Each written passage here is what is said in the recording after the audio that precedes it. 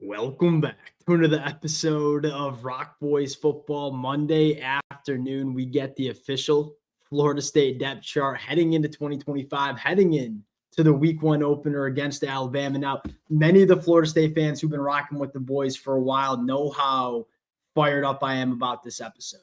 We've had countless episodes, countless discussions, really debating what this depth chart was going to look like, breaking down the position battles on this football team. Well, we finally get our answer in terms of what this depth chart, what this team is going to look like heading into 2025.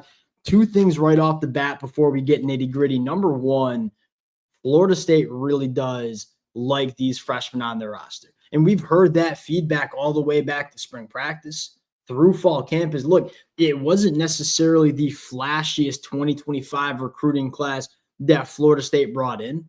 The consensus coming from this program all off season long is we really like the freshmen. And there's a couple of freshmen that are going to be impact guys immediately for Florida State to start off 2025. That is observation number one. Number two, we're healthy up front, which is freaking massive because I look at this starting five for Florida State up front and say it has the opportunity to be a really solid unit, specifically in the run game, which we know is crucial to Florida State's success in 2025. I mean, Mike Norvell, Gus Malzahn, they built this offensive line with one goal in mind. We want experience and we want guys up front that can move bodies off the line of scrimmage. In the starting five that Florida State has, I think they can do that. I mean, both your tackles have SEC experience, a lot of SEC experience, which is going to matter in this week one game against Alabama. If Florida State can stay healthy up front, there's a chance this offensive line can really be a little bit of an engine for this Florida State offense going into the 2025 year. Those are my two broad takeaways. I want to get a little bit more nitty gritty before we do. And as always, the Florida State fans, appreciate you guys. This is an episode that I feel like culminates a lot of our conversation we've had around this football team the last couple of months, and the amount of support the Florida State fans have shown the boys been amazing. Appreciate you guys. If y'all do enjoy the content, consider subscribing to the channel. Without further ado, let's get into it now. Tommy Castellanos, your quarterback one, ain't no surprise. I'm also not all that surprised that you have the or with Brock Glenn and Kevin Sperry. I think there's a good chance that Kevin Sperry could be your quarterback too for this Florida State offense, if not now, at least some point down the road. And I know we're just kicking off 2025. If things go well for Gus Malzahn, this Florida State offense, Kevin Sperry, I think Florida State has a guy in Kevin Sperry over the next couple of years. I'm monitoring Kevin Sperry pretty dang closely in the 2025 year. Running back position, maybe a little bit of a surprise here with Usman Kroma. Kind of a weird spot to have Usman Kroma on the depth chart here. I think this kid's going to play. Is he going to be the first running back out for the first drive for Florida State? No, probably not. It's probably going to be Roydell Williams or Gavin Sawchuk. I will say this. The buzz we've gotten from him out of fall camp, he feels like he's too talented of a runner to keep off the field. And it might just be a little bit of gamesmanship in terms of having Usman Kroma not being a starting running back on this depth chart. My prediction is we'll see plenty of Usman Kroma week one against Alabama. The other intriguing one is Jalen Lucas. That this kind of tells me that we want to use this kid. Jalen Lucas, kind of a positionless, I think it's probably fair to say gadget-like player. Like Gus Malzahn thrives with these kind of football players. Jalen Lucas is probably one of your more explosive players on the offensive side of the football. And although he's not a full-time wide receiver, he's probably not a full-time running back.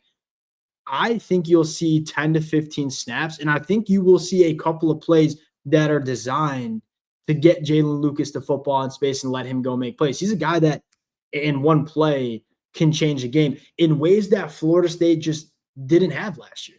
There weren't any football players on this offensive side of the football that you feared when they had the football in their hands, especially when Jalen Lucas went down. Getting him back, I do think Gus Malzahn has a plan. It's probably not going to be over 15 snaps a game. You're going to see him get some touches in some unique ways. We'll see if he can provide some of those explosives, because you talk about week one against Bama. That feels huge. Can you find those game-changing plays that can keep you in this football game, get it to the fourth quarter with that crowd still in the game? Wide receiver position ain't no surprise here. Actually, we'll go tight ends. Randy Pittman, really, really good fall camp. I think he's not going to be a top 50 NFL draft pick. I think he's going to be really reliable, especially as a run blocker, especially as a middle of the field pass catcher. He's not going to make super flashy plays. Florida State did not have any reliability at the tight end position last year. I think they have that with Randy Pittman, and especially what he can do as an inline blocker, that's going to provide value. And the other thing is Amari Williams listed as a tight end, not coming off the edge. I still don't know what they're going to do with Amari Williams, but I think he's going to help this team. Quite frankly, he's too good of an athlete not to help this football team. Wide receiver position, I ain't surprised about your starters. I'm pretty sure it was pretty dang clear early that your starting 3 wide receivers would be Deuce, Squirrel, and Javon Boggs. The intriguing part about the wide receiver position, Chase Lofton in the 2 deep as a wide receiver. What that tells me, and look, I ain't got no direct line to Mike Norvell, but what that tells me is, hey, we think this kid is too good of a football player not to be utilized in this Florida State offense. He might not be ready to be a full-time tight end as an inline run blocker because we know how important run blocking is to the tight end position in this offense. We think he's too good of a football player to redshirt. That's kind of what I'm getting from Chase Lofton. The buzz with him in spring was freaking loud. Offensive line, starting 5 intact. I think Jacob Rizzi, getting the OR designation, I think those 3 guards between Richie Leonard, Adrian Medley, and Jacob Rizzi, I think you see a healthy rotation. And Jacob Rizzi, you talk about a guy that's probably not going to start the first snap for Florida State, but feels crucially important to the success of Jacob Rizzi. The chances of you staying healthy on your offensive line for every single game of the season, probably pretty dang low. Jacob Rizzi, a guy that can play center, can play both the guard spots. I would remind people he played tackle in the Ivy League before he came to Florida State. I think he could provide you some value at tackle as well. Adrian Medley being the backup right tackle is telling as well. If something happens to Micah Pettis, Adrian Medley kicks out the tackle, Jacob Rizzi comes in the guard. That 6th man, Jacob Rizzi, with all the versatility that he gives you, especially with Florida State giving him that OR designation as essentially a starter, that's, to me, I'm reading into it positively. Like that's a guy that we trust to play at a lot of different positions, which I think Florida State going to need at some point during 2025. Defensive line.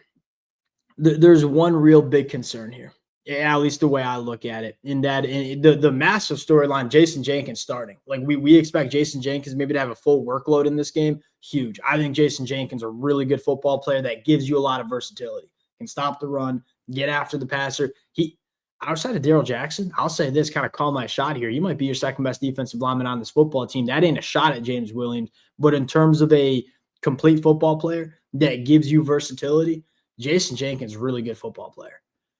The concern here is the nose tackle position behind Darrell Jackson. Darrell Jackson, I think, going to be really, really good at this spot. I think he's going to give a lot of centers some problems with that size and length, especially with Terrence Knighton coming in and kind of getting Darrell Jackson to take that next step.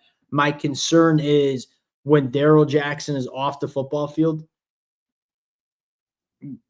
I'm a little bit concerned about the backup nose here. Can Daniel Lyons do the dirty work necessary? Can he eat up some double teams? Can he hold the point of attack, which is crucially important in this Tony White 3-3-5 defense? That's my biggest question for Florida State. I think Alabama will want to lean on this offensive line a little bit. When Darrell Jackson is not on the football field, the biggest question is how big is the drop-off at the nose tackle position? That's my big, because Kevin Wynn, it sounds like, is still dealing with that injury, probably not going to be ready to go. Linebacker position, Jack linebacker, Omar Graham, who I quietly, y'all know how I feel about this, quietly thought Omar Graham played decent in the back half of the year. Like, we didn't really talk about it because there was really only negative things to talk about. Omar Graham's solid Jack linebacker, Justin Cryer and Elijah Herring, your off-ball backers. Solid. We've heard a lot of good things from Elijah Herring. I think I'm not getting up here and saying the linebacker room is going to be elite because I don't think that's the case. Can it be solid? Can it not be a liability for Florida State in 2025? Might feel pretty good about that. Going into the back end, biggest storyline for me, we kind of knew Shyheim Brown probably wasn't going to be a starter. biggest storyline is Charles Lester, like into this rotation, listed with an or designation with Quandarius Jones as that third cornerback to see the football field. Like, hey, maybe as a redshirt freshman, like Charles Lester might be ready to go. It's kind of radio silence from him the first 12, 18 months he's been on campus. We all know how talented Charles Lester is. Shamar knows at some point, I think. The buzz around him as a freshman has been pretty dang strong. And then I'm most excited for Earl Little at that rover position. Like the value that he can bring Florida State, because this kid, in my opinion, was born to play rover. Here, my evaluation of this Florida State team, even with the depth chart, I still don't know if we know what to expect. I got some confidence in this offensive line.